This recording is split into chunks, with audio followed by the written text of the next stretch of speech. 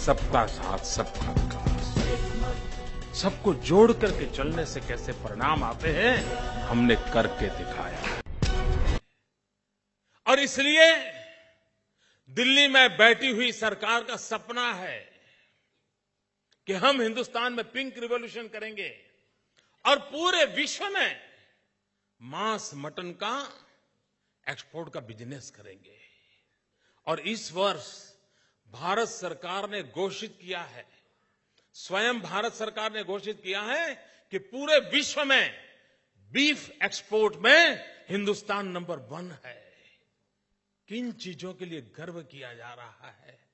भाइयों बहनों, आपका कलेजा रो रहा है कि नहीं मुझे मालूम नहीं, मेरा कलेजा चिक चिक करके पुकार रहा है।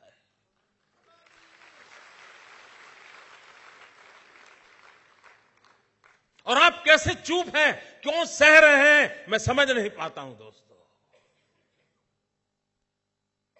और इसके लिए क्या क्या योजनाएं बनी हैं? आपको आश्चर्य होगा, गुजरात का किसान कॉटन पैदा करता है।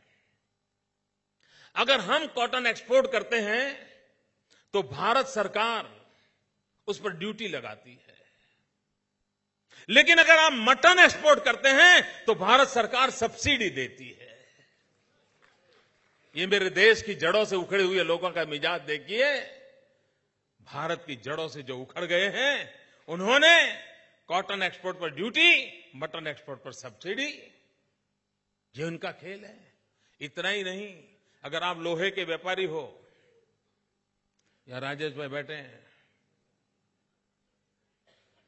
क्या कभी आपको अहमदाबाद से दिल्ली लोहा भेजना हो और वहां पर कोई अस्पताल के लिए लोहा भेज रहे हो, कोई ब्रिज बनाने के लिए लोहा भेज रहे हो, जो जनता के उपयोग के काम आने वाला है लोहा, क्या ये हिंदुस्तान की सरकार आपका लोहा यहां से दिल्ली ले जाने के लिए आपको ट्रांसपोर्ट सब्सिडी देगी? क्या ट्रांसपोर्ट सब्सिडी मिलती है भाई?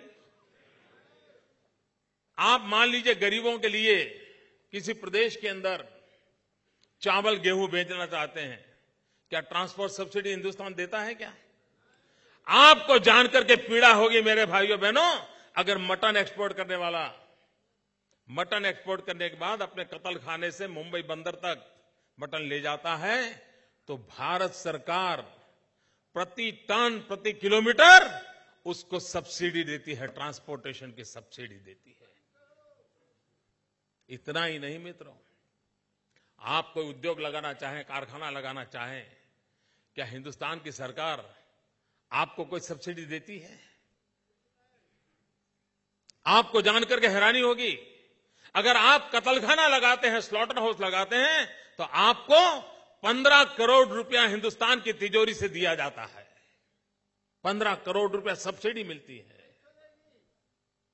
भाइयों बहनों, इतना ही नहीं, आप अगर हमारे गुजरात के अंदर सिर्फ हम वाइब्रेंट गुजरात समिट करते हैं ना, और उसमें लोग आते हैं, व्यापारी लोग, उद्योगकार आते हैं, सिर्फ गुजरात आए हैं इसलिए इनकम टैक्स डिपार्टमेंट उनको नोटिस भेजता है कि आप गुजरात क्यों गए थे।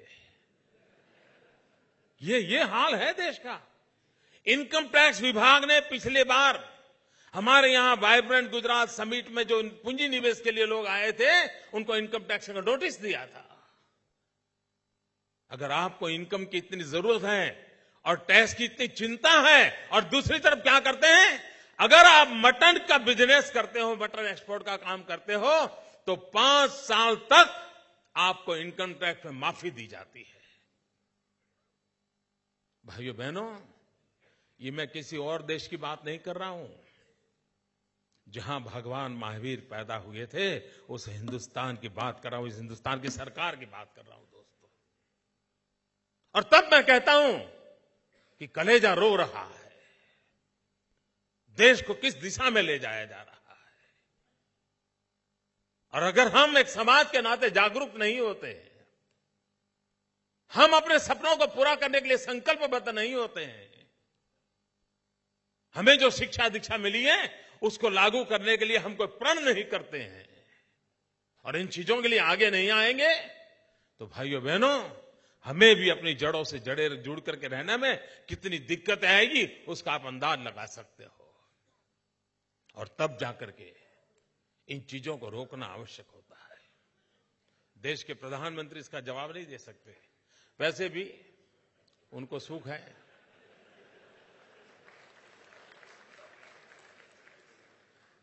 जो बोलते ही नहीं है उनसे क्या जवाब मांगोगे?